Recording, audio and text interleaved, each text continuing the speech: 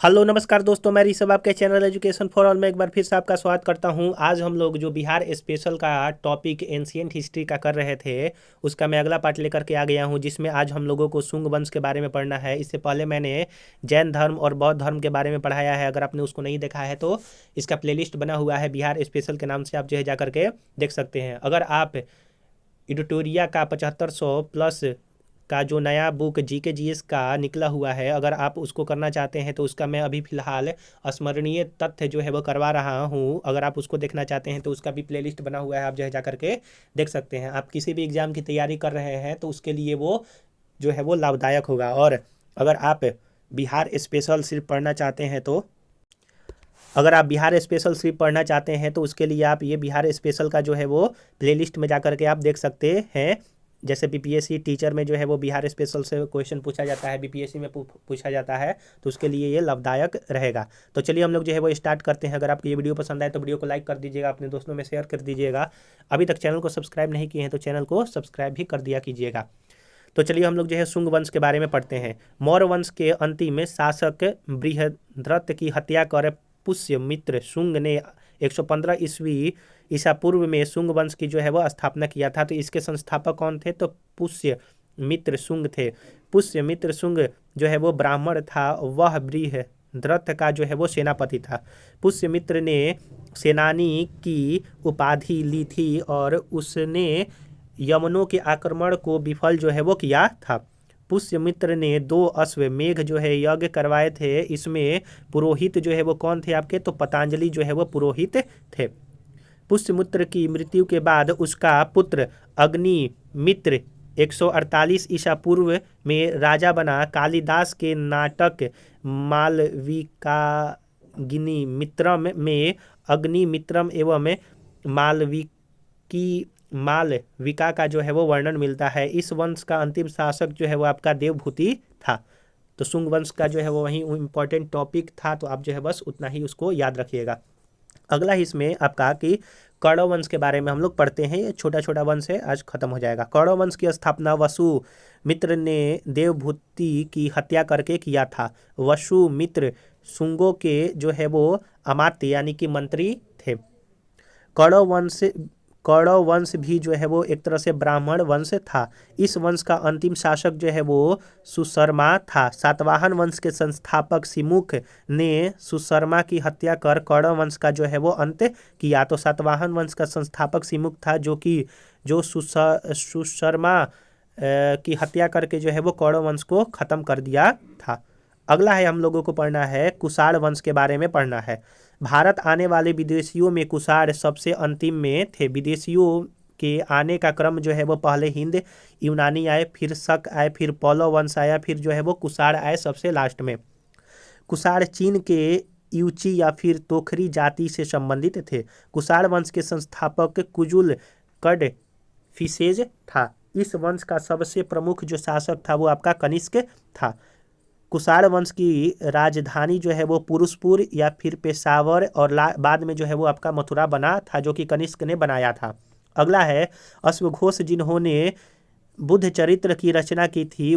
वो कनिष्क ने पाटलिपुत्रा से जो है वो आपका विजित किया था। यानी कि अश्वघोष जिन्होंने बुद्ध चरित्र की रचना की थी उनको कनिष्क ने पाटलिपुत्रा से विजित किया था, यानी कि विजय प्राप्त करके उनको मतलब कि अपने शासन में लाया था। कनिष्क के समय में गांधार एवं मथुरा कला का जो है वो विकास हुआ था। कनिष्क ने चौथे बौद्ध संगति का आयोजन कुंडल वन कश्मीर में करवाया था। कनिष्क ने 78 ईसा ईस्वी में राजा बनने के अवसर पर शक संवत जो है चलाया था। और कनिष्क के समय सिल्क मार्ग पर कुषाणों का जो है वो आधिपत्य आपका था। और जो 78 ईस्वी में शक संवत चलाया था वो भारतवर्ष में जो कैलेंडर अभी चलता है वो शक संवत पर ही चलता है। ये भी क्वेश्चन पूछा जाता है। गुप्त वंश, तो गुप्त वंश का संस्थापक श्री गुप्त था, जो कि 240 ईसा पूर्व से 280 ईस्वी तक रहा था। श्री गुप्त का उत्तराधिकारी घटोत्कच गुप्त बना, जो कि 280 से 320 तक था। वह प्रथम गुप्त शासक था जिसने महाराजा की उपाधि जो है वो लिया था। चंद्रगुप्त प्रथम के बारे में पढ़ते हैं। तो चंद्रगुप्त प्रथम का जो टाइम पीरियड था वो 320 ईस्वी से लेकर के 335 ईस्वी तक था। गुप्त वंश का वास्तविक संस्थापक चंद्रगुप्त प्रथम को माना जाता है। उन्होंने 320 ईस्वी में गुप्त संवत जो है वो चलवाया था। चंद्रगुप्त प्रथम ने लिच्छवियों की राजकुमारी कुमार देवी से विवाह किया था। वह प्रथम गुप्त शासक थे जिन्होंने महाधिराज की जो है वो उपाधि धारण किया था। अगला है समुद्रगुप्त के बारे में हम लोग पढ़ते हैं। तो समुद्रगुप्त का जो शासनकाल था वो 335 ईस्वी से लेकर के 375 ईस्वी तक था। इतिहासकार स्मिथ ने समुद्रगुप्त को भारत का नेपोलियन कहकर संबोधित किया था। समुद्रगुप्त ने परक्रमांक, अप्रतिरथ आदि की उपाधि जो है वो धारण किया था। समुद्रगुप्त के अभियानों की चर्चा हरिसेन द्वारा रचित प्रयाग प्रशस्ति से मिलती है। उसने उत्तरापथ के 9 राज्यों तथा दक्षिणापथ के 12 राज्यों को जो है वो विजित किया था। इसीलिए इसको भारत के नेपोलियन जो है वो स्मिथ ने कहा था। समुद्रगुप्त को कविराज के नाम से भी जाना जाता है। अगर आपको ये वीडियो पसंद आ रहा होगा तो वीडियो को लाइक कीजिएगा, अपने दोस्तों में शेयर कीजिएगा। अभी तक चैनल को सब्सक्राइब नहीं किए हैं तो चैनल को सब्सक्राइब भी कर दिया कीजिएगा।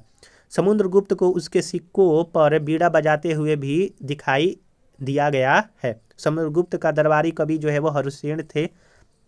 समुद्रगुप्त वैष्णव धर्म को मानता था। समुद्रगुप्त द्वारा अश्वमेघ यज्ञ कराने के प्रमाण भी मिलते हैं। समुद्रगुप्त के बाद 375 ईस्वी में रामगुप्त ने राजा बनने का साक्ष्य मिला है, लेकिन उसके अयोग्य होने के कारण चंद्रगुप्त द्वितीय ने उसकी हत्या कर स्वयं को जो है वो राजा घोषित कर दिया था। तो चंद्रगुप्त द्वितीय या फिर इनको विक्रमादित्य की उपाधि जो है वो मिला था, उनके बारे में हम लोग पढ़ेंगे। 375 से 415 ईस्वी तक वो रहे थे। तो चंद्रगुप्त द्वितीय ने शकों को पराजित कर 389 ईस्वी में विक्रमादित्य की उपाधि धारण की। चंद्रगुप्त द्वितीय ने देवगुप्त, देवराज, देवश्री आदि की उपाधि भी धारण की थी। चंद्रगुप्त द्वितीय ने ध्रुव देवी एवं कुबेर नाग से जो है वो विवाह किया था। कुबेर नाग से उत्पन्न पुत्री प्रभावती गुप्त का विवाह वाटाकट नरेश रुद्र सेन द्वितीय के साथ किया था। रुद्रसेन की मृत्यु के बाद प्रभावती ने अपने अल्पवयस्क पुत्र के संरक्षिका के रूप में शासन किया। उसके दौरान प्रभावती ने चंद्रगुप्त द्वितीय की सहायता से गुजरात और काठियावाड़ पर जो है वो आपका विजय प्राप्त किया। अगला है कि चीनी यात्री फाहियान चंद्रगुप्त द्वितीय के समय में भारत आया था। फाहियान भारत में 14 वर्ष तक आया था। 399 से 1414 तक वह रहा था। चंद्रगुप्त द्वितीय को मेहरौली लौह स्तंभ में चंद्र नाम से संबोधित किया गया है। मेहरौली लौह स्तंभ चंद्रगुप्त द्वितीय का माना जाता है। तो मेहरौली स्तंभ में चंद्रगुप्त द्वितीय को किस नाम से पुकारा गया है? तो चंद्र के नाम से जाना जाता है। चंद्रगुप्त द्वितीय के नवरत्न थे और उनमें से कालिदास, धन्वंतरी, अमरसिंह, वहार मिहिर, शंकु, बेताल भट्ट थे, घटक पर थे, क्षण छपड़क थे और आपका भरूची थे आपके नवरत्न। अगला है आपका कुमारगुप्त के बारे में पढ़ते हैं। तो कुमारगुप्त का कार्यकाल 415 ईस्वी से लेकर के 455 ईस्वी तक था। चंद्रगुप्त द्वितीय एवं ध्रुव देवी का पुत्र कुमारगुप्त प्रथम जो है वो 415 ईस्वी में शासक बना। नालंदा विश्वविद्यालय की स्थापना कुमारगुप्त के समय में हुआ था। गुप्त काल में नालंदा विश्वविद्यालय शिक्षा के लिए प्रसिद्ध केंद्र था। बाद में यह बौद्ध धर्म के शिक्षा के लिए जो है वो प्रमुख केंद्र बना और नालंदा विश्वविद्यालय जो है वो बिहार में आपका स्थित है। अगला है आपका स्कंदगुप्त। स्कंदगुप्त जो है 455 से 467 ईस्वी तक रहे। मध्य एशिया के बर्बर जाति हुड़ों का आक्रमण स्कंदगुप्त के समय में हुआ था। स्कंदगुप्त ने हुड़ों को पराजित कर भारत में से बाहर खदेड़ दिया। इसका वर्णन जो होता है वो जूनागढ़ अभिलेख से मिलता है। अभिलेखों में हुड़ों को मलेच्छ के नाम से जो है वो जाना गया है।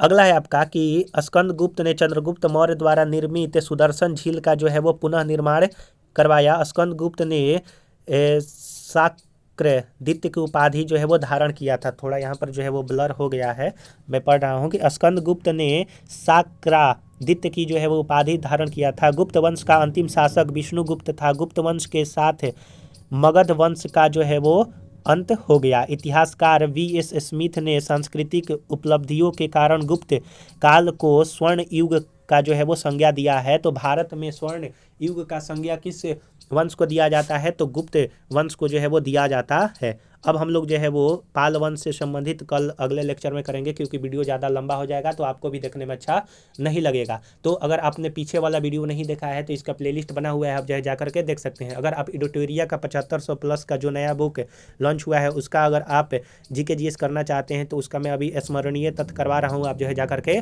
देख सकते हैं। फिर उसके बाद में उसका प्रैक्टिस सेट जो है वो करवाऊंगा। अगर आपको ये वीडियो पसंद आया होगा तो वीडियो को लाइक कीजिएगा, अपने दोस्तों में शेयर कीजिएगा।